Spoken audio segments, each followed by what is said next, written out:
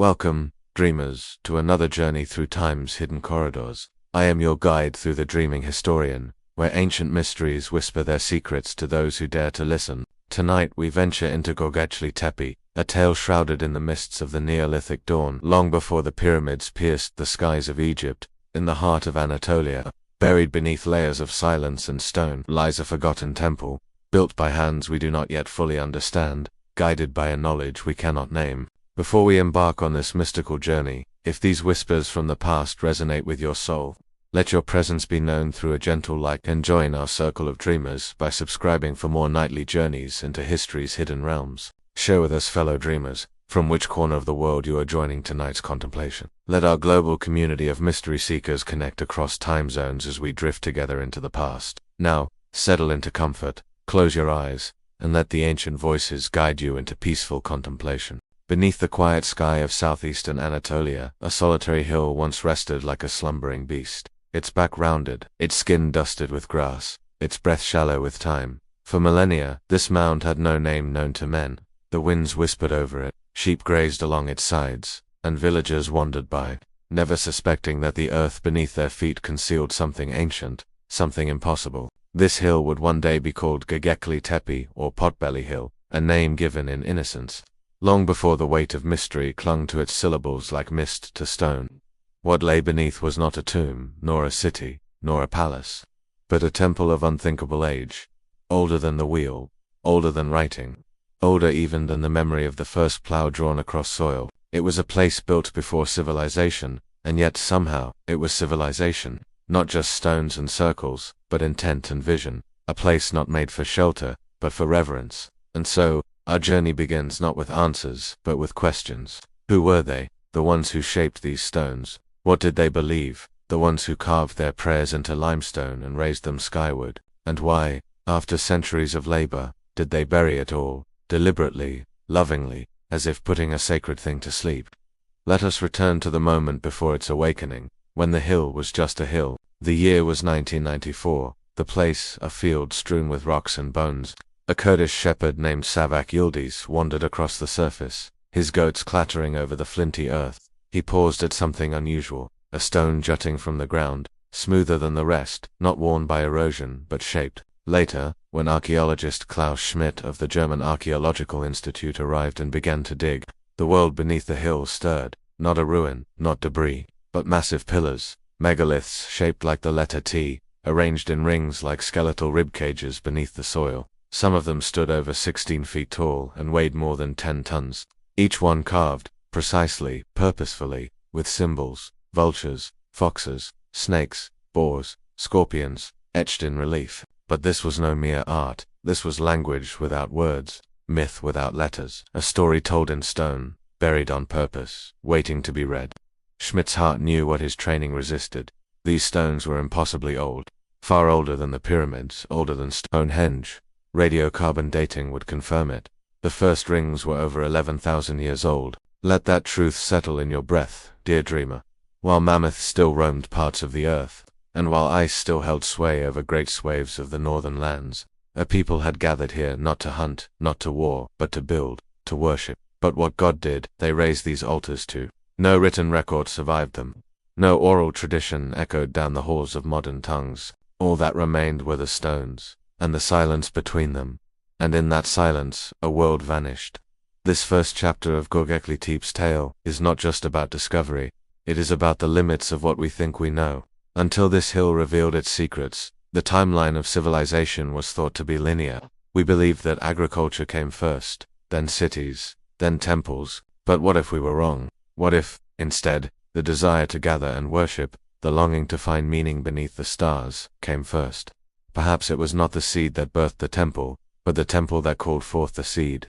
Here at Göbekli Tepe, the earth told us a new story, a story of circles older than the wheel, of monuments that rose before the first cities, of a sacred longing so deep, so primal, that it defied the assumptions of modern minds.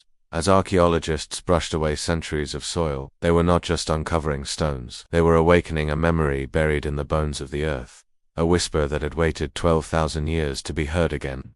Each pillar stood like a sentry from the dawn of thought. Their forms were simple, yet elegant. Tall, T-shaped monoliths with no inscriptions, only carvings. Some bore arms, stylized hands, or belts. Anthropomorphic hints that these were more than markers. They were beings, watchers, witnesses, perhaps even gods. And between them, in the center of each ring, two taller pillars stood like sentinels in dialogue, their conversation eternal, their meaning lost, but not forgotten. For in dreams symbols speak, in quiet they resonate. And as you breathe into this mystery, know that these ancient stones were not just the first temples of humankind, they were the first memories, carved into stone not to be read, but to be felt, not to be deciphered, but to be dreamed. As we leave the shepherd and the archaeologist at the edge of revelation, let us descend deeper into the sacred ground. There is more buried beneath, more rings, more circles, more time. The hill has only just begun to speak. In the next chapter, we journey further into the stones, into the hidden codes etched by a vanished hand, and into the animals that danced forever along the pillars of time. Let the breath of the hill guide you there. There is something haunting in the eyes of an animal carved by ancient hands. Though no soul peers from their gaze, they seem to watch, across the ages, through the veil of time, through silence thicker than stone itself. At Göbekli Tepe, animals dwell not in flesh but in relief, etched into limestone as if summoned by memory. They crawl along the megaliths in profile and in shadow, snakes twisting in mid-strike, foxes with lean bodies stretched in movement, vultures that stand sentinel with wings outspread. They are not random, they are ritual. Here, at the dawn of organized worship, animals were not mere decoration, they were sacred emblems. Symbols from a dream not yet written down. Each species chiseled into the stone tells a story, not in words, but in presence. The fox appears more than any other. Its form slinks along the sides of the T-pillars, with pointed ears, narrow snout, and a sense of grace caught mid-step. Some scholars have called it a totem, others a clan symbol, but in truth, no one knows. Why did these ancient builders choose the fox? Was it revered as a guardian of twilight, a trickster between worlds, or perhaps a companion spirit, slipping through the spaces between waking and sleep? In the Neolithic mind, the animal was not just itself. It was bridge, metaphor, guardian, messenger. A boar, powerful and bristling with primal energy, may have represented both fear and sustenance.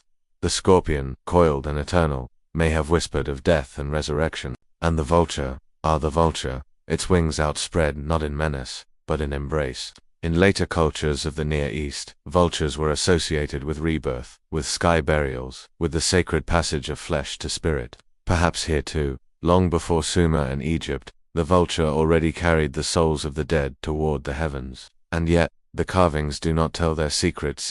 They offer no captions, no guides, only presence. One pillar in particular stands apart. Pillar 43, known as the Vulture Stone. It is a vertical narrative, etched with a procession of animals, scorpion, vulture, headless man. Some say it tells of cosmic death, others of celestial alignments. Still others whisper that it marks a moment, a cataclysm, encoded in stone. At its top a disk or sphere hovers, the sun, the moon, a comet. Interpretation is a delicate dance, and each step brings new wonder. For every theory, a dozen more questions bloom.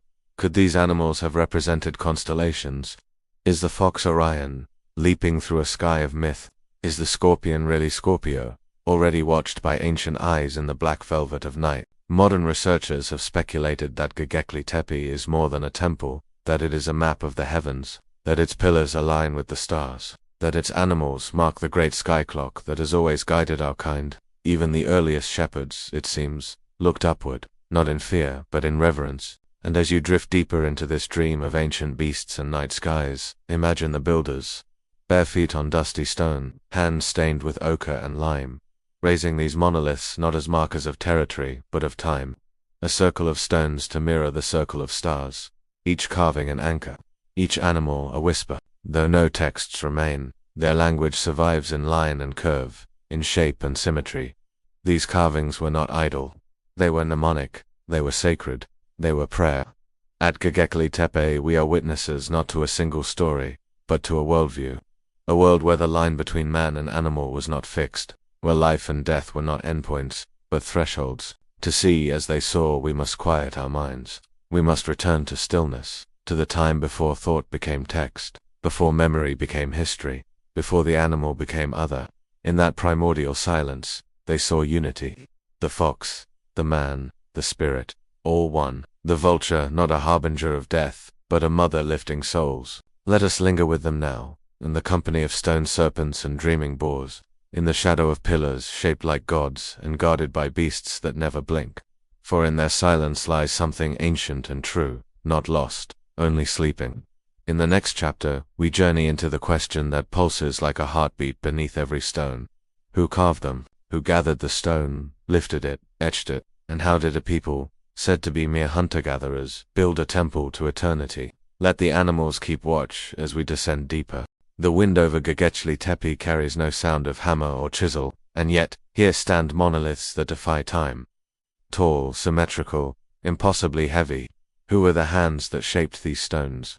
Who were the minds that envisioned a temple long before cities existed? Tonight, dreamer, we walk not through grand boulevards or palatial ruins, but across bare earth. No streets, no houses, no signs of permanent settlement lie near the site, no remains of dwellings, no evidence of agriculture in the immediate layers. And yet here, in the barren cradle of southern Anatolia, was built a masterpiece of spiritual architecture.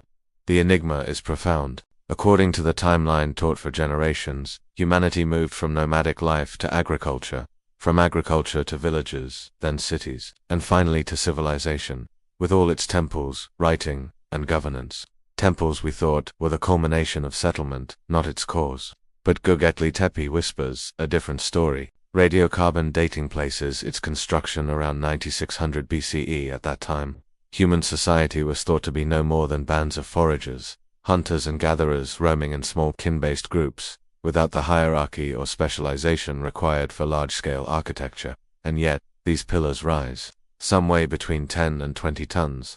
Some were transported from quarries hundreds of meters away. Each was carved with precision, stood upright in a circular enclosure, and embedded deep into prepared bedrock floors. How the builders had no beasts of burden, no carts, no metal tools, no cities to support them, yet they organized labor, mobilized resources, and engineered structures that still stand after 12 millennia.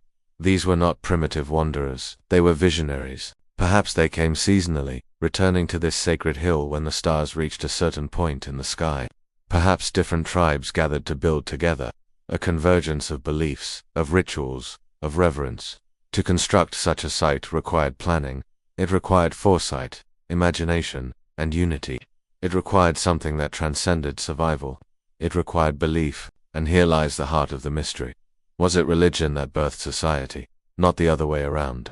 Did the desire to worship, to commune with the divine, to give shape to the ineffable, compel humans to gather, to settle, to cultivate the land?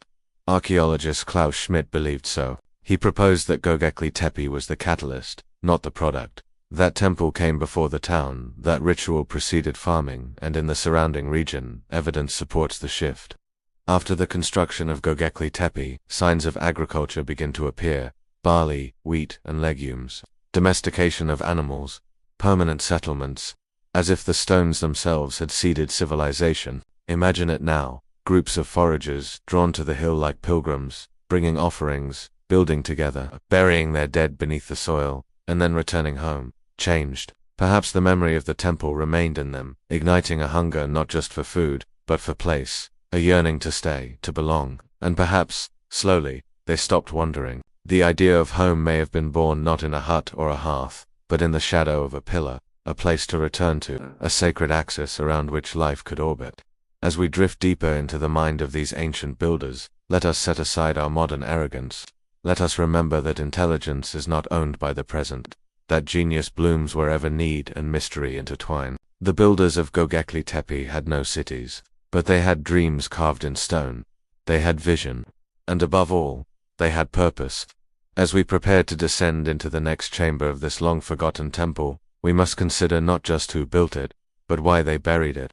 For buried it was, not abandoned, not destroyed, but entombed with care. In the next chapter, we turn to the deliberate burial of Göbekli Tepe, an act that concealed it for 10,000 years, yet preserved it for us to rediscover.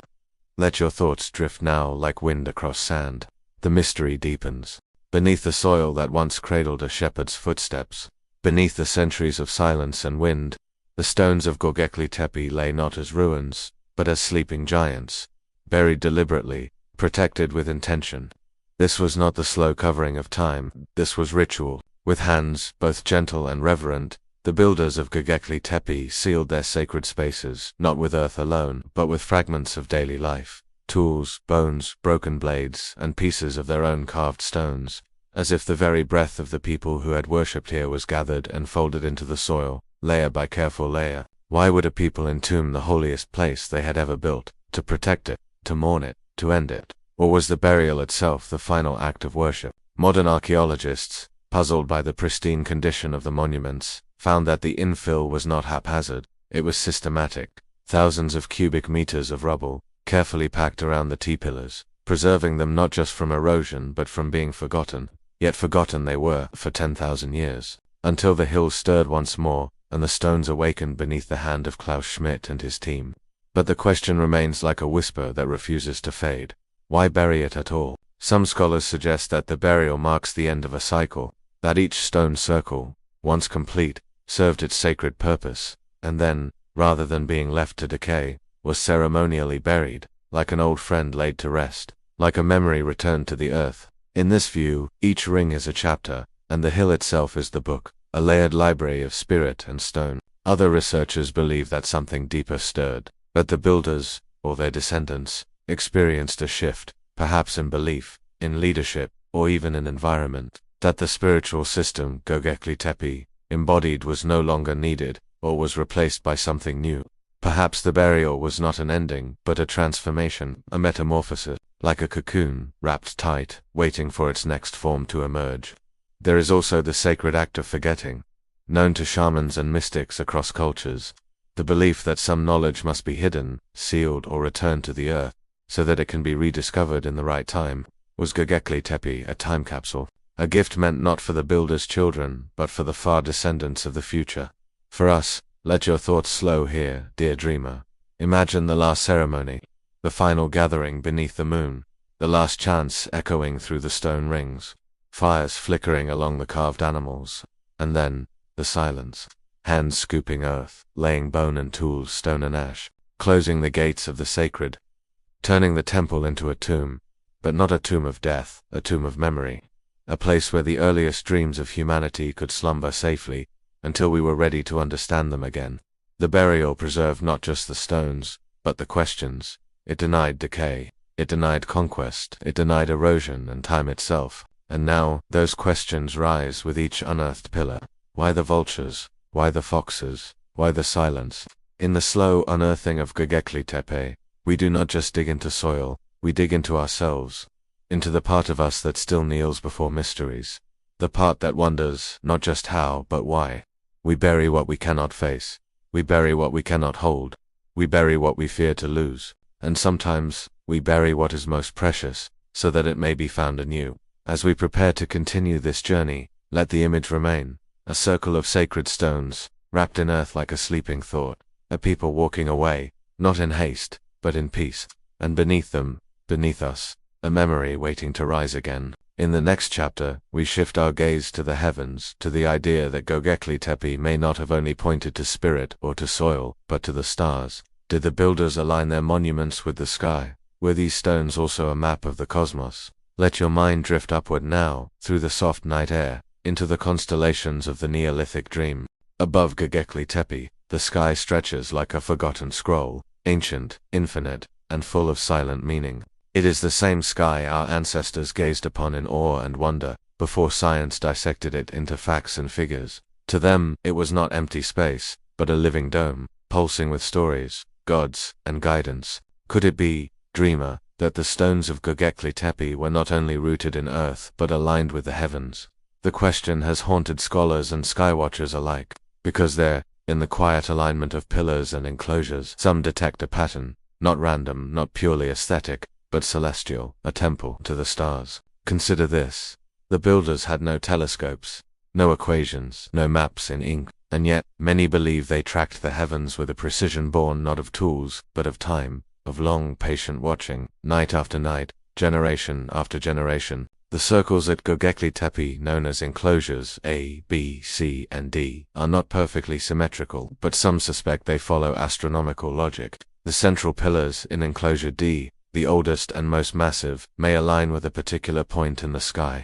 Some researchers argue that the twin pillars once framed a celestial event, a rising star, perhaps, or a constellation at a sacred time of year. There is compelling speculation around the constellation Sirius, known as the Dog Star. Sirius is the brightest star in the night sky.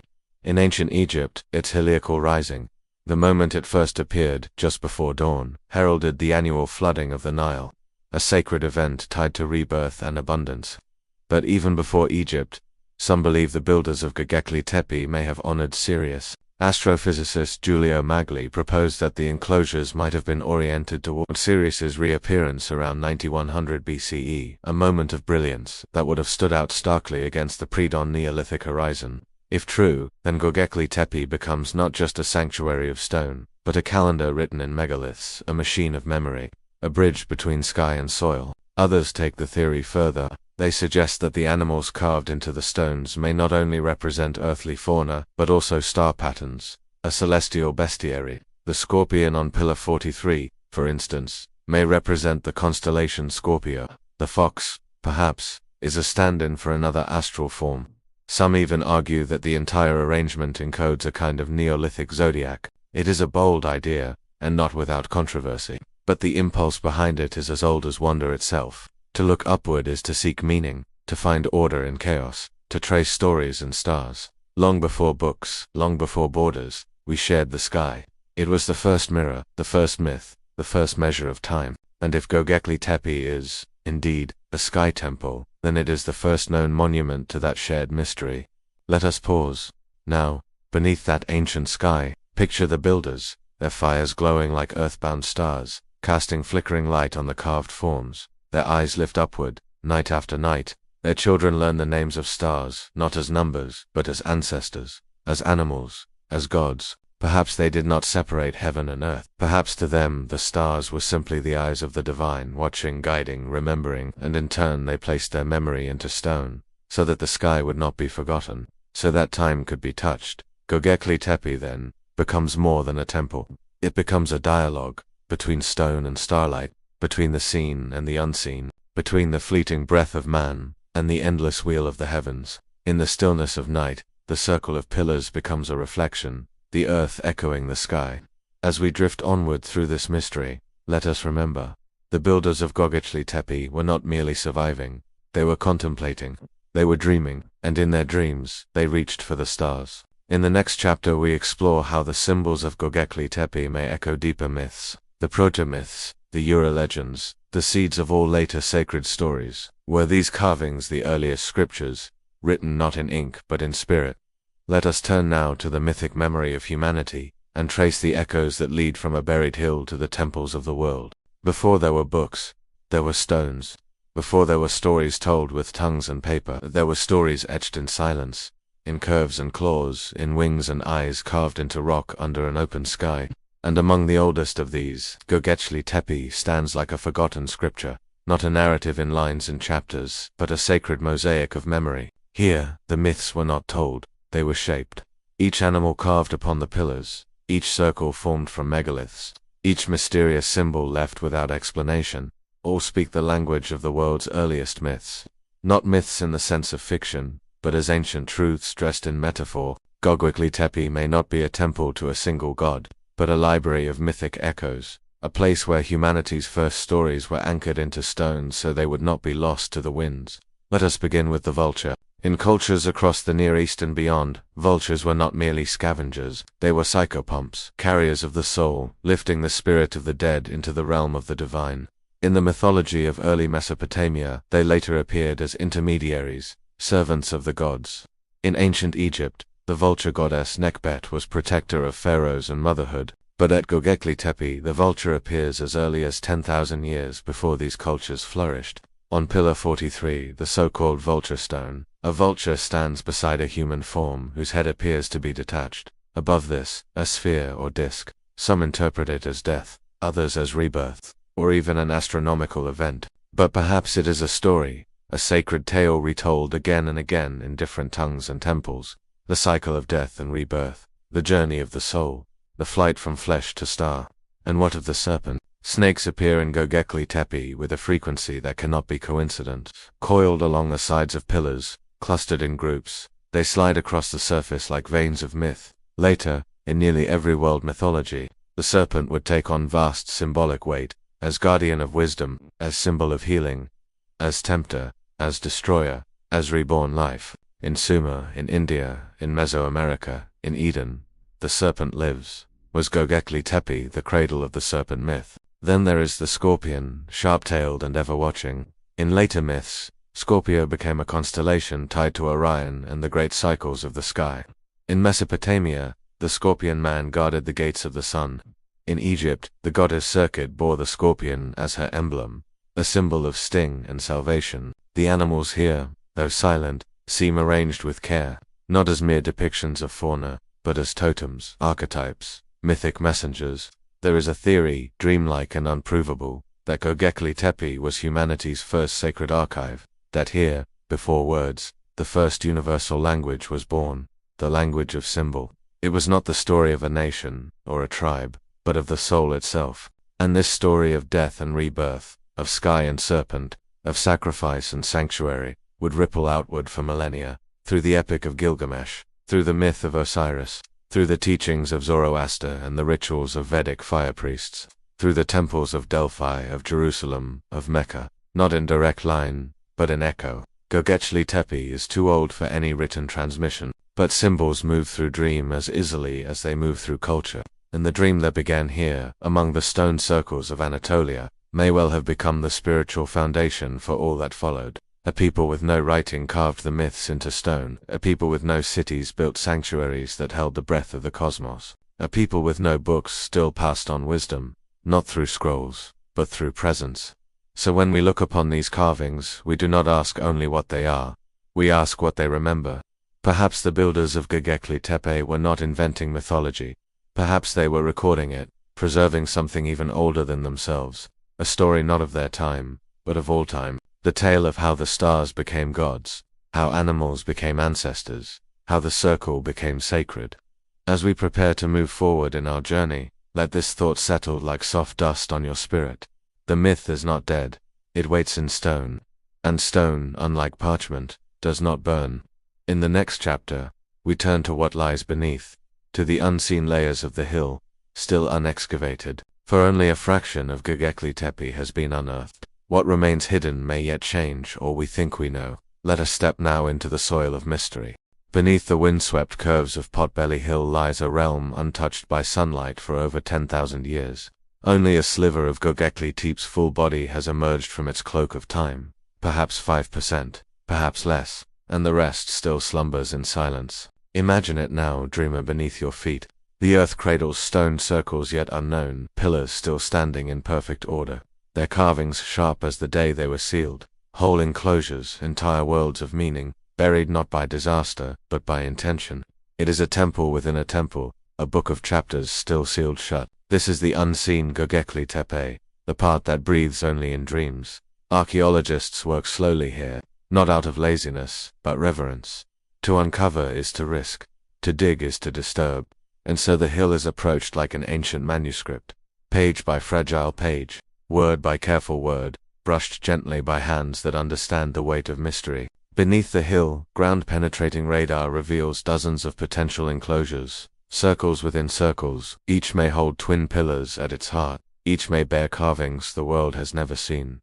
What beasts lie sleeping there? What unknown constellations? What silent stories? We cannot yet know, but already, in what little has been uncovered, there is a pattern, a rhythm that pulses like breath beneath stone. Each enclosure shares the same architecture, circular form, central twin pillars, surrounding smaller stones, all arranged with unerring balance. There is mathematical grace in the layout, as if designed not for utility, but for resonance, for energy, alignment, or memory. And as more layers are uncovered, a timeline begins to emerge. Older enclosures lie deeper, newer ones built later with smaller stones, less precision, as if the sacred craft was fading or evolving. It suggests generations of builders, spanning centuries, perhaps even 1,000 years. Can you feel the weight of that? A single culture, over vast stretches of time, returning again and again to the same sacred hill, to raise stone, to bury it, to begin anew. It is not a singular moment frozen in time, it is a heartbeat, a rhythm that thumps through centuries, a pulse in stone and soil, and yet we have barely begun to listen. For beneath the current excavation site, there may lie even older sanctuaries, even deeper foundations, whispers from a time before even Göbekli Tepe's known history. A few kilometers away lies Karahan Tepe, a sister site, perhaps older still. There too strange T-pillars emerge from the dust, and statues with deep staring eyes have been found. Their gazes ancient, their meanings lost. It suggests something astonishing, that Göbekli Tepe was not alone. It was part of a network, a sacred landscape, a constellation of memory, mapped not in sky but across land. And perhaps this network predates even agriculture, predates the wheel, predates the myth of the beginning. For what lies beneath Göbekli Tepe may not only change what we know of the past, it may change what we know of ourselves. In the quiet beneath the hill, history rests like a coiled spring, each stone a sentence, each buried ring a forgotten paragraph. And as we uncover them, we are not just learning about them, we are remembering something within us, something older than language, deeper than lineage. The urge to build meaning into the world, the need to shape silence into memory, the dream that something sacred exists just beyond the veil. So the hill sleeps on, and we watch, and wait, and dream. Because to awaken it fully is to awaken ourselves. In the next chapter we ask what Göbekli Tepe meant to those who walked among the stones, not as builders or carvers, but as pilgrims, who came to this place of circles and beasts. What did they seek in the space between the pillars? Let us walk with them now, softly, through the dust of their dreaming. There is a quietness in sacred places, not the silence of emptiness, but the hush of reverence. At Göbekli Tepe we can still feel it. Though the voices of its makers have long faded into the wind, their presence lingers like incense in an ancient chamber. But who were they? The ones who came to this place not to build, but to belong. Not the carvers of stone, but the pilgrims who walked between the pillars, who stepped over sacred thresholds, who knelt in the dust beneath vultures carved in limestone. What did they come seeking? We must imagine them not as primitives, but as dreamers, seekers of the eternal, walking through a landscape as old as myth and just as mysterious. They arrived from forests, from rivers, from far valleys. Some may have walked for days, others for weeks, guided by memory, rumor, stars, or sacred obligation. They came barefoot or cloaked in animal skin, carrying tokens, offerings of bone, obsidian, or food, not for trade, but for tribute. For Göbekli Tepe was not a marketplace, it was not a dwelling, it was not even a temple in the sense we know today.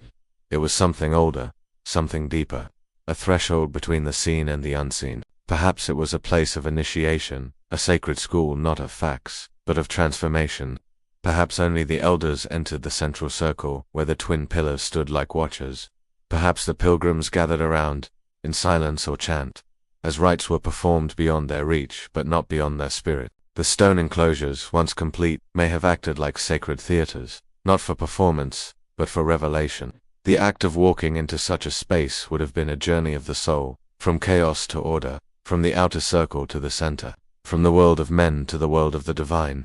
And though they brought no scrolls, these pilgrims brought memory. They carried songs, told stories, shared visions, and when they returned to their scattered homes, they carried pieces of the temple with them, not in stone, but in spirit. It is possible that Göbekli Tepe was a center of spiritual gravity, that it drew the consciousness of a wide Neolithic world, knitting together diverse tribes through shared ritual, not political unity, not conquest, but reverence. Imagine the scenes. Torches flickering in the night, casting long shadows against the carvings, a procession of pilgrims in solemn motion, chants rising, echoing among the stones, eyes closed, tears falling, hands raised to the sky, and above it all, the stars. They may have performed rites of passage here, births honored, deaths mourned, seasons marked. Perhaps young ones came of age beneath the carved foxes, perhaps the dying were blessed beneath the vultures, their souls imagined soaring on invisible wings. No bones have been found within the enclosures, but that does not mean the site was untouched by death. Ritual death, symbolic death, the transformation from one state to another, may have been the deepest purpose of all. The twin pillars at the center of each circle may have represented more than guardians. They may have been thresholds themselves, gates between this world and another. And so the pilgrims came, again and again, for centuries, for generations. Their footsteps now erased by time, but their presence lingers. in the quiet space between stones, in the enduring symmetry of the circles, in the whispers that still echo when wind brushes over limestone. They did not write books, they did not build cities, but they left behind something more enduring, a memory in stone. A path walked not by foot alone, but by soul. In our modern age, we often imagine that complexity defines greatness, but Göbekli Tepe suggests otherwise. That depth may reside in simplicity. That mystery does not require technology, only intention, only awe. The pilgrims knew this, and in walking to Göbekli Tepe, they walked to the center of themselves. As we continue our journey, let us follow those invisible footsteps to the next great question. How could a people so ancient, with so little, build something so enduring? In the next chapter we uncover the forgotten technologies, the lost techniques, the improbable engineering of Göbekli Tepe. Let us now stand beside the builders once more, and feel the weight of stone in their hands. In a world without metal, without wheels, without pulleys or beasts of burden, the builders of Göbekli Tepe raised monoliths that still baffle the mind. These were not small stones, easily lifted by hand. They were giants, some towering over 16 feet, weighing 10, sometimes 20 tons, and yet, they stand, still, as they have for 12,000 years. This is where the line between engineering and reverence begins to blur, because what was required to build Göbekli Tepe was not just physical strength, but spiritual will. Let us begin with the tools. In the earliest levels, archaeologists have found flint tools, sharp, shaped pieces of stone used to carve the softer limestone of the region. No bronze, no iron, just stone against stone, and yet, the carvings are clean. The reliefs are crisp, with detail that seems to defy the primitive tools from which they came. How long would it take to carve a fox in full relief? How long to chisel a massive T-pillar from the quarry, transport it, raise it upright? Weeks, months, years, we do not know. But we do know that it was done with devotion. The limestone quarry lies only a few hundred meters away. In the surrounding hills, marks in the bedrock revealed the outlines of unfinished pillars, some still embedded in stone, as if abandoned mid-birth. One, known as the fallen pillar, lies partially carved, half freed from the earth. Perhaps the builders left it behind for a reason, perhaps it cracked, or perhaps it was never meant to rise. Transporting the pillars likely involved rope, levers, and wooden sledges. Logs rolled beneath, hands pushing, pulling, dozens, maybe hundreds of people. But how did they raise them? This question still stirs wonder. No pulleys, no cranes, and yet, the pillars stand in sockets carved into bedrock, fit so precisely they have not shifted in millennia. Some archaeologists propose earthen ramps, slowly packed and raised. Others suggest wooden scaffolds, but all agree, it required coordination. And coordination, at this scale, implies leadership, organization, perhaps even ritual command. Imagine the scene. A group gathers as the pillar is prepared. They chant. They wait for the stars to align. They place offerings beneath the base, bones, blades, beads, and then, slowly, they raise the stone, not as laborers, but as worshippers. The act of building was the ritual. Each movement of the lever, each lash of rope, each grain of dust displaced, all part of a sacred process. And when the pillar finally stood, there must have been awe, gasps, tears, silence, for it was not just a stone that had risen, it was a connection, between earth and sky, between the living and the dead, between the breath of now and the eternity of time. It is easy to imagine the builders as lesser versions of ourselves, to view them through the lens of modern progress, but perhaps they were not lesser, perhaps they were more connected, more patient, more reverent. They did not ask how to build quickly. They asked how to build meaning, and so their tools, simple though they were extensions of will. A sharp flint stone, used with care, can carve a world. A line chiseled by hand can become scripture. A groove cut into limestone can echo 1,000 years. And when the last circle was finished, it was not left to weather, it was filled, lovingly buried, wrapped in the same reverence with which it was born. It tells us something vital. That the builders did not see permanence in exposure. They saw it in memory. That which is hidden can endure, that which is buried can rise again. And in the quiet rhythm of their building we see the heartbeat of a forgotten technology, one not of machines, but of meaning. Let us now turn our gaze outward, to the region beyond Göbekli Tepe, for the story does not end on this hill. In the next chapter we travel to the surrounding sacred sites, to Karahan Tepe, Sefer Tepe and others, to ask, was there a lost civilization of temple builders, spread across ancient Anatolia? Let us walk the sacred landscape. Beyond Göbekli Tepe, the earth holds other secrets. Scattered across the arid plateaus and soft hills of southeastern Anatolia, new whispers rise from the dust, not echoes, but siblings. They are sites with the same T-shaped pillars, the same circles of stone, the same haunting silence, and they suggest something astonishing. Göbekli Tepe was not alone, it was part of something greater, a constellation of sanctuaries, a forgotten network of sacred centers, a civilization not of empires, but of temples. Let us begin with Karahan Tepe. Just 50 kilometers southeast of Göbekli Tepe, this site emerged recently from beneath its own mantle of earth. There, archaeologists uncovered more than 200 T-shaped pillars, many still buried, and one singular sculpture, a figure with deep-set eyes, arms folded over its chest, carved from bedrock, seated in a circular chamber of stone. It stares upward, unblinking, as if waiting. Karahan Tepe, like Göbekli, bears no signs of domestic life. No homes, no hearths, no grain stores, only ritual space, only presence. Its discovery has deepened the mystery. If one temple of this magnitude was improbable, then a second confirms a pattern, and more have followed. Sefer Tepe, Hamzan Tepe, Navali Kori, older, destroyed by dam construction, but once bearing the same anthropomorphic pillars and ceremonial space. Each one adds a voice to the ancient choir. They stretch like beads on a necklace across the Anatolian plain. Too far for casual travel, yet close enough to suggest unity. Not a kingdom, not a centralized power, but a shared memory, a shared vision, a sacred architecture born from the same dreaming. We do not find cities beside them, we find places set apart, hills chosen for reasons unknown, perhaps celestial alignment, perhaps mythic geography. They do not dominate the land, they blend with it. They rise and then fall back into the earth, as if by design. What does this tell us? That the builders of Göbekli Tepe were not a solitary people, but part of a broader culture, a civilization of temple makers, a people who carved meaning into stone, not to display, but to sanctify.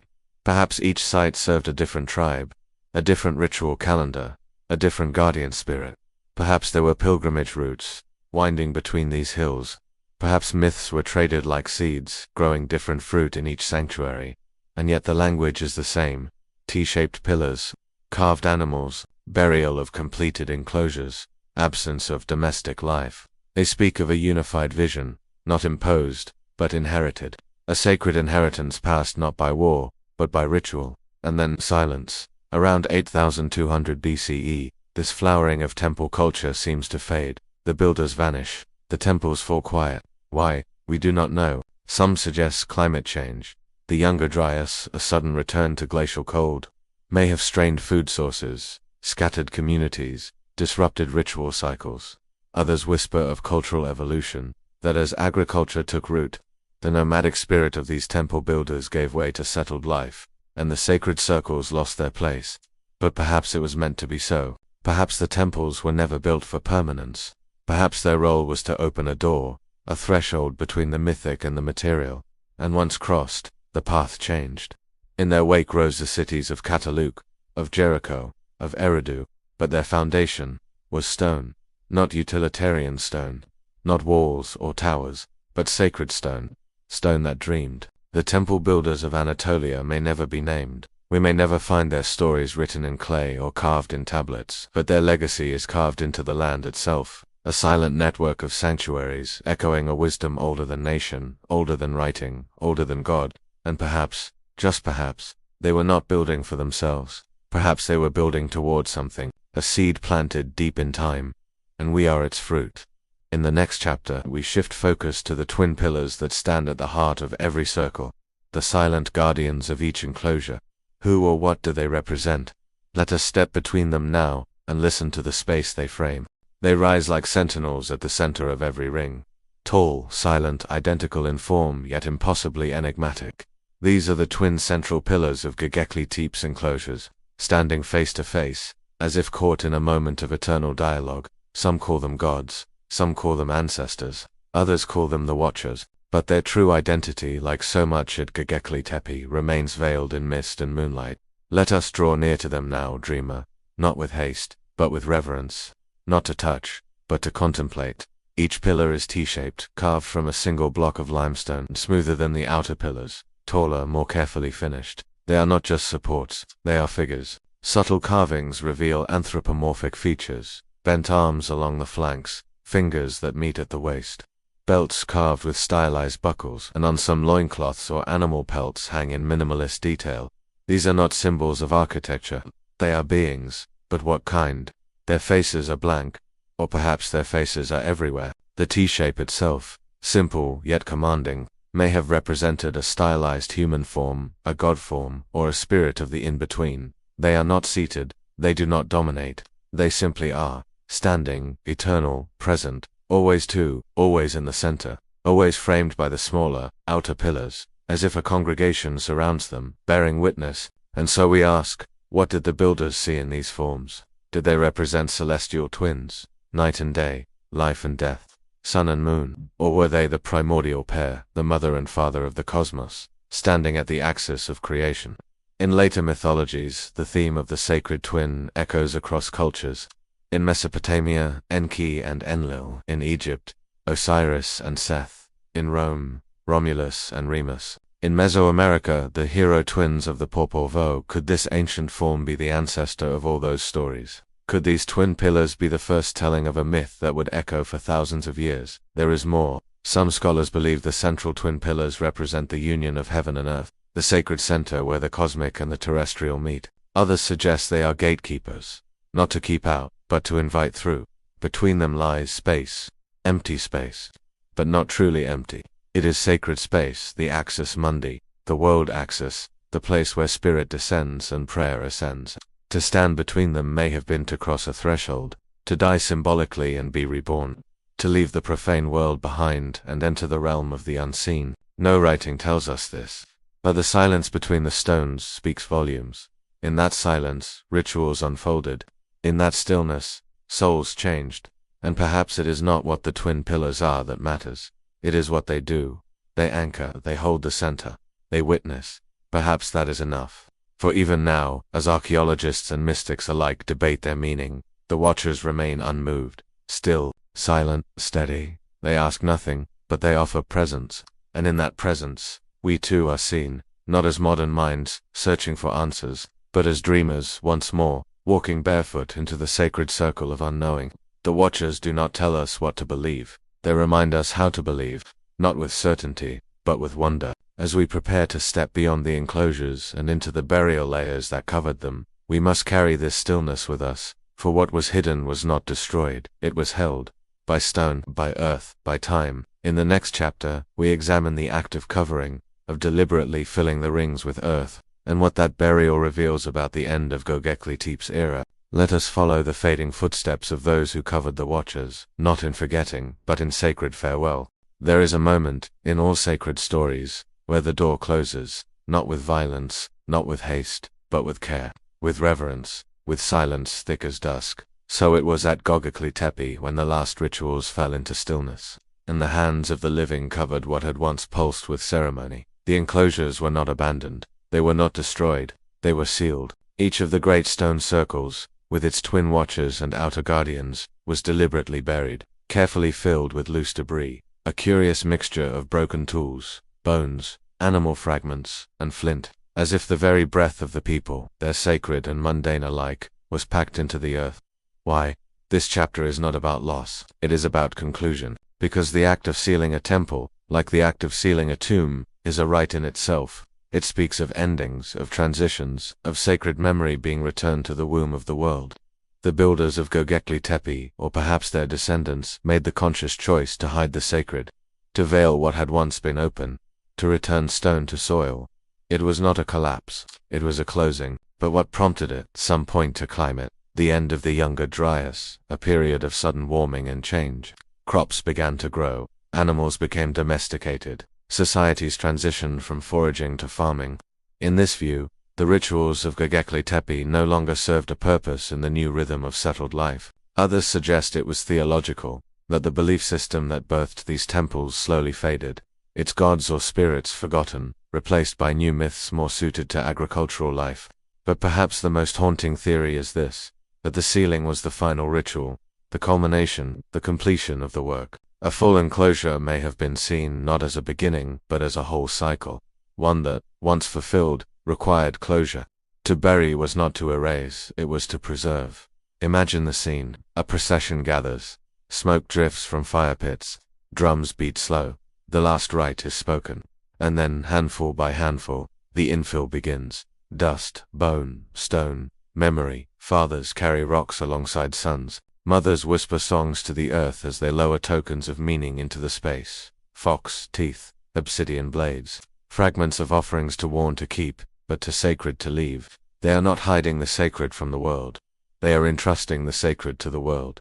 The circles disappear, one by one, over years. And above them, the land becomes pasture.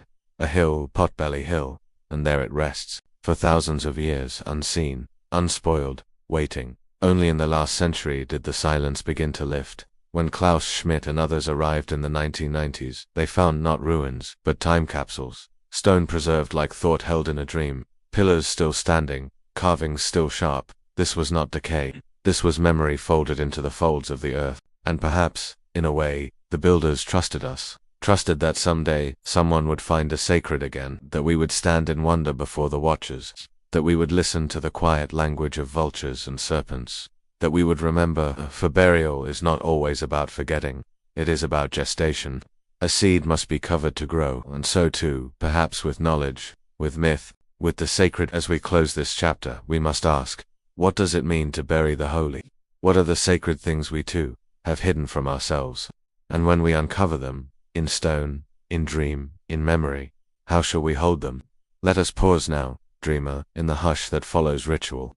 For though the last stones were sealed, the spirit of Göbekli Tepe did not vanish. It moved, it echoed, it rippled into what came next.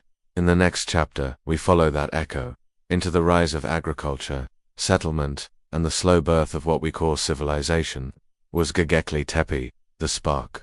Let us walk forward now, into the dawn that followed the burial. When the last stone was sealed beneath the soil of Göbekli Tepe, something shifted in the rhythm of the world. Not abruptly, not as a collapse, but as a turning, subtle, slow, inevitable. The sacred circles faded into sleep, and from their dreaming came roots, and then came harvest. This chapter of humanity is not written in pillars, but in grain, not in carved vultures, but in barley husks, not in stone enclosures, but in mud brick hearths glowing with firelight. For after the temple came the village, and many have asked, could it be that the building of sacred space, the gathering of many souls for one purpose, gave birth to the need for permanence, not the other way around? This is the question that Göbekli Tepe quietly asks of us. Before its discovery, the prevailing narrative was linear and comforting. First came agriculture, then villages, then cities, then temples. Worship was the luxury of the fed. Civilization was the fruit of the farmer's labor. But what if the reverse is true? What if the yearning for meaning came first? What if people came together not for food, but for ritual, and in doing so, invented the rest? At the time Göbekli Tepe rose from the hills of Anatolia, there was no agriculture in the region. People hunted gazelle, foraged for nuts and wild grains, moved with the seasons, and yet they built monuments. And then, not far from these hills, something began to change. Around 8000 BCE, archaeologists find the first signs of cultivated wheat and barley. The earliest animal domestication, the shift from temporary shelters to permanent homes. Sites like Navali, Kori, and Kaon, not far from Göbekli, show this evolution. There we find the transition in action. Stone shrines shrink into household altars. Communal spaces become courtyards. The sacred becomes embedded in the domestic. It is as if the great outward rituals of Göbekli Tepe slowly folded inward, becoming more intimate, more integrated, more hidden. And so, the temple became the village, not as abandonment, but as transformation. For those who built Göbekli Tepe may have eventually stopped returning. They may have stayed. They may have set down roots in the hills they once circled only during sacred times. And from those roots grew the world. Grain was not just a food, it was a symbol, a miracle, a cycle of death and return, buried in soil rising again, like the enclosures of Göbekli Tepe, like the soul. And perhaps the knowledge of planting came not from accident, but from ritual. The way offerings were buried in the temple. Perhaps that action echoed in the planting of seeds. Perhaps agriculture began as an act of reverence. The first plough may have been an altar. The first field, a sacred ground. The first harvest, a hymn. In this view, civilization was not born of hunger, it was born of meaning, and so we walk forward in time, from the open circles of Göbekli Tepe to the closed courtyards of Cataluk, a vast Neolithic city of clay and art, where homes touched wall to wall, and shrines bloomed in bedrooms. Göbekli's stone foxes became wall paintings. Its vultures now soared in ochre pigment. Its circles became squares. Its pillars, memories. But beneath the transformation, the thread remained. The sacred was not lost. It simply changed form. We see it today, in cathedrals and mosques, in quiet rituals beside kitchen fires, in symbols carved into wedding bands, in the silence we keep for our dead. What began in stone never truly ended. Göbekli Tepe may have given us more than wonder. It may have given us civilization itself, and that is its quiet gift, not the monument but the movement, not the temple but the seed. As we prepare to leave the landscape of earth and village, we turn next to the myths that linger still, in stories of Eden, of lost paradises, of places where gods once walked. Did the memory of Göbekli Tepe survive in myth? In the next chapter, we explore echoes in the Book of Genesis, in Sumerian epics, and in the legends of the first sacred mountain. Let us now follow the dream as it became story. High upon the rolling hills of southeastern Anatolia, where the sky spills golden light across ancient stones, and the air still carries the hush of beginnings, some believe paradise once stood. Not the paradise of metaphor, not the paradise of the afterlife, but a place, real, rooted, tangible, a garden, a gateway, a mountain of the gods. And though it may sound like myth, there are those who see in Göbekli Tepe an echo, an ancient resonance of Eden. Let us walk softly now, dreamer, through story and scripture, through memory and mist. In the Book of Genesis, Eden is described not as mythic fog, but as a real geography, a place in the east, a place with rivers, a place where knowledge was both gift and burden, and a place, eventually lost.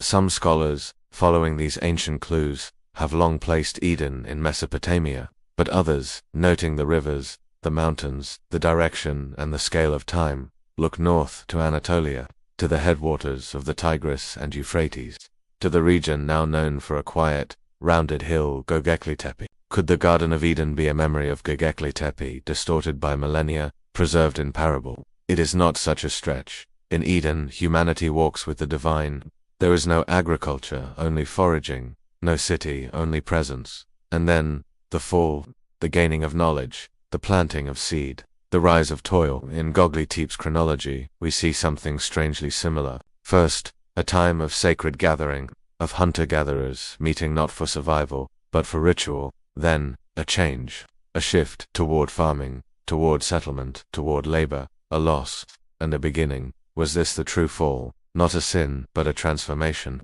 Not a punishment, but a passage. Some interpret Eden's expulsion as the birth of civilization itself, the moment when humans stepped out of dream and into history. And Göbekli Tepe may mark that threshold. In the Sumerian epics, the oldest known written myths, we find similar themes: a primeval hill, a place where the gods once walked among men, where temples were the center of creation, where the first kings received their wisdom. Could the ziggurats of Sumer, the pyramids of Egypt, even the temples of Jerusalem, be distant echoes of an original sacred hill, a hill not remembered in form, but in spirit? Göbekli Tepe has no writing, but myth speaks in deeper tongues.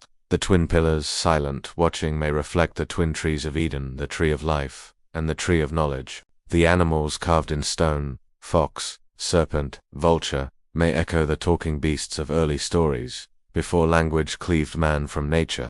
And the burial of the site, the deliberate concealment of its sacred center, may be the root of all myths of paradise lost. We bury what we cannot keep. We tell stories when memory fades. We dream when history no longer reaches. And so Eden may not be a literal garden, but a cultural memory, a recollection of the last time humans lived between the sacred and the wild, before walls, before kings, before laws. A memory not of a perfect place, but of a sacred way of being. Göbekli Tepe, in its silence, offers no proof, only presence. It does not shout, it does not explain, it waits. And perhaps that is what myth has always been, the waiting echo of what we once touched, now spoken in symbol, in parable, in song. As we step beyond Eden's echo, we move into the long shadow of time. What came next was empire. What came next was forgetting. But in the next chapter, we ask, could the memory of Göbekli Tepe, or what it represented, have survived. Through oral tradition, through archetype, through the bones of language, let us follow the fragments. Let us trace the thread. The wind that stirs across Göbekli Tepe carries no language, no readable script, no written names, no date carved in stone.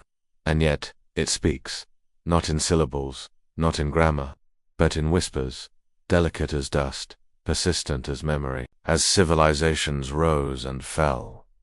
Sumer, Akkad, Babylon, Uruk Göbekli Tepe slept beneath its hill of silence. But its spirit may have traveled onward, not in monuments or armies, but in fragments, in echoes, in the archetypal shapes of the sacred. Let us now listen, not with logic, but with intuition. Let us hear what cannot be said. Consider the image of the sacred circle. It recurs in temples from the Stone Age to the present day. Stonehenge, the stone circles of Nabta Playa, the medicine wheels of the North American plains, the mandalas of the East, always the center, always the symmetry, always the still point. Göbekli Tepe's enclosures were not just shelters, they were cosmic diagrams. Their outer pillars, 12 or more in a ring, surrounding the central twins. Some scholars suggest these were lunar calendars.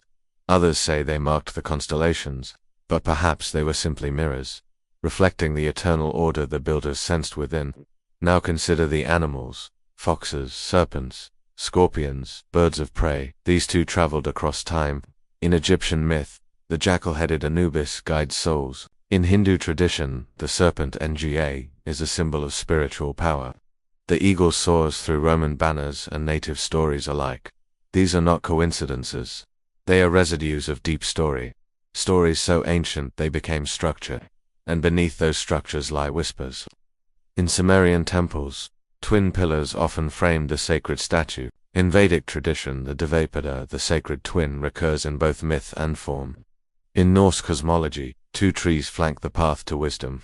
These echoes ripple through the human mind like subterranean springs, feeding rivers we thought unconnected. But could they all begin here, in a hill where two T-shaped stones faced each other across sacred space? Perhaps we carry more than we know. Perhaps Göbekli Tepe was not simply a physical place, but a template, stamped onto the soul of humanity. A template of reverence, of circular gathering, of sacred centers, of myth that precedes memory. There is no writing at Göbekli Tepe, but language may have flowed from its stones all the same. Not through alphabet, but through archetype. Carl Jung spoke of the collective unconscious, that deep well of shared symbols all humans carry: the mother, the hero, the mountain, the serpent, the circle. Are these not found in every culture, in every age? Did they arise spontaneously? Or were they inherited? Not genetically, culturally, spiritually. Perhaps Göbekli Tepe is not a message from the past. It is a mirror, showing us that we have always longed to build meaning, to place ourselves in relationship with the stars, to gather in circles, to stand between twin pillars, to whisper to the unseen. Its silence is not absence, it is invitation. To feel rather than explain, to remember rather than decode, to dream rather than define. As we drift into the next chapter, let us bring this whisper with us, this faint but steady breath from a people long gone, yet somehow still present. In the next chapter, we ask, what remains of Göbekli Tepe in our world today? Not just in stone, but in soul. Let us return now to the surface of the hill, to the present, to the moment where past and future meet. Beneath the rustle of modern footsteps, under layers of asphalt and ambition, the earth remembers, and sometimes, it remembers in stone.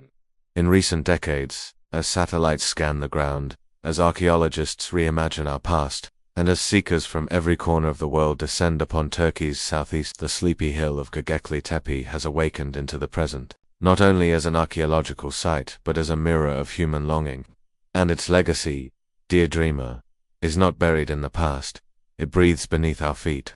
Let us begin with what has been uncovered. Only a small portion of Göbekli Tepe has been excavated, perhaps 5%.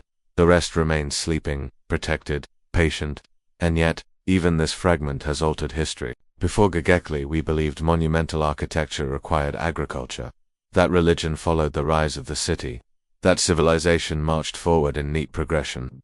But Göbekli Tepe challenged all of this. It showed us that the sacred came first, that meaning may have birthed survival, not the reverse, that the soul's need to connect to the stars, to the divine, to each other, predates the plow and the brick. That legacy has rippled through science. Textbooks have been rewritten, timelines re-evaluated, assumptions laid bare, but beyond academia, Göbekli Tepe has stirred something deeper, a quiet wonder, a hunger to remember. Visitors walk among the stones today, not as tourists, but as pilgrims. They gaze at the twin pillars, not as relics, but as questions. They press their palms to ancient limestone and feel, perhaps, the same breath of awe that stirred those who built them. Artists paint the foxes. Writers reimagine the temple. Mystics chant in circles, and beneath it all, the same whisper, we were more than we thought. This is Göbekli Tepe's great gift, not only to show us where we came from, but to remind us who we have always been, seekers, builders, storytellers, dreamers. The circles of Göbekli Tepe resemble those we still form today. Around fires, around tables, in meditation halls and dance floors and shared silence. The act of gathering is ancient. The impulse to align with the cosmos, to name the stars, to carve our memory into matter. It still lives within us. The T-pillars with their blank heads and folded arms stand not as idols, but as archetypes. The watchers, the witnesses, the ones who see, and perhaps that is our role now, not to decipher, but to witness, not to solve, but to feel, to stand in the presence of something old and sacred and vast, and simply say, I see you. In that act of reverence, we become part of the legacy. We become the next circle. We become the next whisper. In our modern world full of noise and speed, Göbekli Tepe slows us down. It returns us to breath, to stone, to sky, to the center, and perhaps in doing so, it heals something. Something fractured by forgetfulness, something numbed by modernity. It reminds us that the first great human achievement was not the wheel, it was the circle. And what we placed in its center was not a king, but mystery. As we move toward the final chapters of our journey, let us walk more slowly, more softly, for the ground beneath us is sacred, and the legacy of Göbekli Tepe is not finished. It is unfolding, in us. In the next chapter, we step into the space between science and wonder. How do we honor the mystery without needing to own it? How do we preserve the unknown? Let us step into the stillness now. The space where history becomes presence. Not everything is meant to be explained. Some things are meant to be held. Like a flame cupped in the hands, like a song sung without needing to know its composer, like a dream remembered not in detail, but in feeling. Göbekli Tepe invites us into that kind of knowing. A deeper kind, beyond analysis, a kind of reverent unknowing. And in our world of certainty and data, that may be its most radical offering.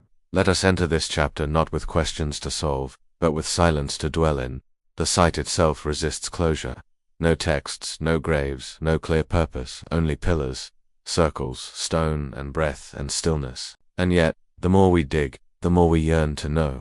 Who were the builders? What did they believe? Why the serpents? Why the fox? Why bury it all? But perhaps we are asking the wrong questions. Perhaps Göbekli Tepe was never built to explain, but to awaken, to stir something in the human soul that sleeps in the folds of modern life. Something ancient, something soft and vast and true. In some traditions, the holiest words are never spoken aloud. The greatest truths are hinted at, not declared. The most sacred names are left unsaid. Göbekli Tepe may be that kind of truth. Not a revelation in words, but a presence in form. We see the circle, and we remember unity. We see the twin pillars, and we recall balance. We see the carved animals, and we feel the breath of wildness we have forgotten. Science has given us tools to measure, to date, to hypothesize. And those tools are sacred, too. They help us trace the lines of time, understand the labor, glimpse the brilliance of Neolithic hands. But science also has its limits. It cannot measure it cannot chart reverence. It cannot excavate meaning from between the stones. That is our task. To stand at the edge of mystery, and not demand it speak. To listen, instead, to breathe, to feel, to remember what it is to wonder. This is what it means to hold mystery. Not to fear it, not to solve it, but to let it change us. Like the pilgrims who once walked the long roads to Potbelly Hill, we come not for answers, but for transformation. And transformation rarely comes in the form of facts. It comes in stillness, in ritual, in presence. When we stand in a sacred circle, whether ancient or modern, we do not leave the same. The stones do something to us. The silence reshapes our thoughts. The mystery becomes a companion. Göbekli Tepe holds its silence with grace. It has not resisted interpretation. It has transcended it. And in doing so, it teaches us a new way to be with the past, not to conquer it, not to categorize it, but to be in relationship with it, to kneel beside it, to learn its rhythms, to become part of its unfolding. As we prepare for the final chapters of our journey, let us carry this posture of reverence with us. Let us become not the owners of the mystery, but its caretakers, and perhaps, in that quiet, we will hear more than we ever could have imagined. In the next chapter we look to the stars once more, to the cosmology of the ancients, and how Göbekli Tepe may have reflected not just ritual, but the very structure of the universe.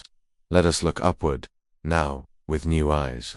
The stars above Göbekli Tepe have not changed. They still shimmer with the same light that fell upon the shoulders of the watchers. They still trace the same slow spirals through the sky, just as they did 12,000 years ago. And yet, it is we who have changed, we who have forgotten how to look with wonder, we who no longer build in stone what we see in stars, we who now ask if perhaps the builders of Göbekli Tepe remembered more than we do. For when we gaze upon the layout of its circles, the orientation of its enclosures, the carvings that cling to the stone like constellations fallen to earth, we begin to see not just a sanctuary, but a mirror of the sky. Many have long believed that ancient sites aligned with the heavens, the pyramids of Egypt with Orion's belt, Stonehenge with the solstices, Machu Picchu with solar paths. Göbekli Tepe too may follow this pattern, not arbitrarily but precisely. The central pillars of enclosure, the oldest and most grand, seem to face southeast toward the rising of Sirius, the brightest star in the sky. Sirius, whose reappearance marked sacred calendars across the ancient world. Sirius, the blazing eye of the celestial dog. Sirius, the herald of fertility and rebirth. But why would a Neolithic people, who had no cities, no writing, no agriculture, care about a star? Because the sky, to them, was not a void, it was a temple. The dome above was alive, filled with gods, spirits, and ancestral memory. The movements of the stars were not mechanical but meaningful. Each rising, each setting, each eclipse, a whisper from the divine. And perhaps Göbekli Tepe was built in answer, a place where the earth reached upward, where the stones sang back to the stars. Some researchers believe the animal carvings on the pillars correspond to constellations, the scorpion as Scorpio, the vulture as Aquila, the fox as an early depiction of Lepus or even Canis Minor. This idea, though controversial, has resonance, because even if the builders did not name the constellations as we do now, they may have known them, not as diagrams, but as companions. Night after night, they would have watched the heavens, around fires, through seasons, across generations. The stars would have guided them, marked the time for gathering, called them home to the temple, and when they built an echo. The circle of the sky became the circle of stone, the order of the stars became the order of the sacred. Enclosure C may align with the summer solstice sunrise, enclosure D with the heliacal rising of Sirius.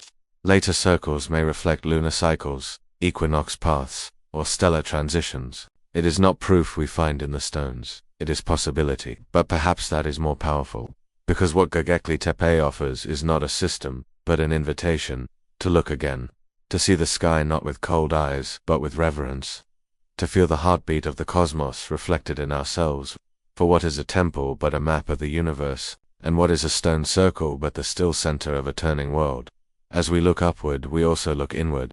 The same patterns that dance above Göbekli Tepe echo in our own bodies. Our breath, our pulse, our rhythms, all reflect the cycles of sun and moon and star. Perhaps the builders knew this. Perhaps they stood in their circles, arms raised to the sky, not to command the heavens, but to commune with them, to become one with the dance. And now, thousands of years later, we return, with telescopes, with computers, with questions, but the stones remain, and in their silence, they still point upward, to Sirius, to Scorpio, to the soul. As we near the final steps of our journey, we prepare to leave the temple behind, but not its mystery. For in the next chapter, we return to the threshold, to the place where myth, memory, and mystery meet, to ask not what Göbekli Tepe was, but what it means, not to them but to us. Let us walk together to the edge of knowing. We have walked among the stones, we have knelt in the circle, we have followed the footsteps of dreamers long gone, and watched the sky through their eyes. Now, dear dreamer, we return to the threshold, not to close the door, but to pause, and to reflect. What does Göbekli Tepe mean, not just as a site, not just as a wonder of archaeology, but as a whisper in our collective soul? Because in the end, we do not only unearth stones, we unearth ourselves. Let us begin with the simplest truth. Göbekli Tepe changed what we thought we knew. It appended timelines. It reshaped assumptions. It asked a question few expected. What if meaning came before survival? What if the impulse to gather, to carve, to build the sacred, was not a byproduct of civilization, but its root? What if the desire to commune with the sky, with the spirit, with one another, is the defining feature of what it means to be human? This is what Göbekli Tepe teaches us. It does not give us answers, it gives us permission to wonder, to not know, to feel reverence again in a world that has forgotten the sacred. In its silence, we hear echoes, the hush of ancient prayer, the creak of a stone raised by human hands, the long breath of time curling around a carved vulture's wing. And more than anything, we hear a question. What do you hold sacred now? We are far from those ancient hills. Our temples are of glass and steel. Our rituals are fast, distracted, often forgotten. But something stirs when we see those circles. When we gaze upon the twin pillars. When we hear that these stones were buried, not abandoned, as if the people who built them knew they would be needed again. And perhaps they were right, because now, in an age of forgetting, we are beginning to remember the circle, to remember the rhythm, to remember the quiet places within us that are older than language. Göbekli Tepe is not just a site, it is a mirror. It shows us what we have lost, and what we might find again. Not in the distant past, but in the present, in the breath, in the silence, in the mystery we are brave enough to not explain. To visit Göbekli Tepe, even in thought, is to become part of a lineage, not of blood, but of yearning, the yearning to belong, to make meaning, to stand between earth and sky and feel the sacred pulse between. And that yearning, that gentle, golden thread, connects us to every hand that carved those stones, every eye that watched Sirius rise, every heart that buried the temple with love. We are not separate, we are not new, we are the continuation. So what meaning do we carry? Perhaps this, that the sacred never disappears, it only sleeps, and it is our task to awaken it again, gently, with reverence, with wonder. As we approach the final chapter of our journey, let us step quietly into the closing circle, not to end, but to rest, to let what we felt settle like dust on ancient stone. In the next and final chapter, we lay the temple to rest, and offer a benediction to those who dreamed it into being. Let us return to stillness. There is a kind of silence that is not empty, it is full, brimming with memory, with breath, with presence. It is the silence that gathers in the sacred spaces, the hush between words, the pause between pulses, the stillness before dawn. Göbekli Tepe holds that silence. It does not shout its importance. It does not beg to be remembered. It simply is, a stone prayer etched into the body of the earth. And now, as our journey comes to a close, we return to that prayer, not to decipher it, but to listen. This was never a tale of discovery alone. It was a tale of remembering, of descending into the depths of time, not with tools, but with reverence, of walking among the stones, not as conquerors of the past, but as companions of mystery. The temple is still there. The watchers still stand. The fox still slinks across the pillar. The vulture still stretches its wings above the dreaming dead. And beneath it all, the heartbeat of the world, slow, ancient, steady. There is no final interpretation, no secret code to unlock. Only the feeling that something important happened here. Something sacred. Something that once mattered so deeply to a people that they labored for centuries to make it real, and then buried it. Not to forget, but to preserve. That is the benediction of Göbekli Tepe. It asks for no belief. It gives no commandment. It simply invites you to feel what they felt, the awe of starlight, the sacredness of gathering, the mystery of death and renewal, the presence of something greater than ourselves, woven into stone, soil, sky. We do not need to agree on names. Not now, not ever. The sacred is not in definition, it is in attention. And in giving your attention to this temple, in dreaming it into presence, you become part of its circle, part of the long chain of seekers, pilgrims, and poets who have walked between the pillars of time. So let us leave this place with soft footsteps. Let us lay down our questions. Let us carry only what matters: wonder, gratitude, stillness, for the temple is not over, it continues, in us, in every quiet act of meaning, in every gaze toward the stars, in every circle we form in the darkness, hands joined, hearts open, breath shared. Göbekli Tepe is not just where civilization began, it is where the soul of civilization was remembered. And now, dear dreamer, you carry that memory too. Sleep now. Let the pillars rise behind your eyelids. Let the stars align above your breath. Let the vulture lift your thoughts skyward. Let the fox guide you softly through the folds of night. And as you drift, remember, we are not alone. We never were. We are part of a circle.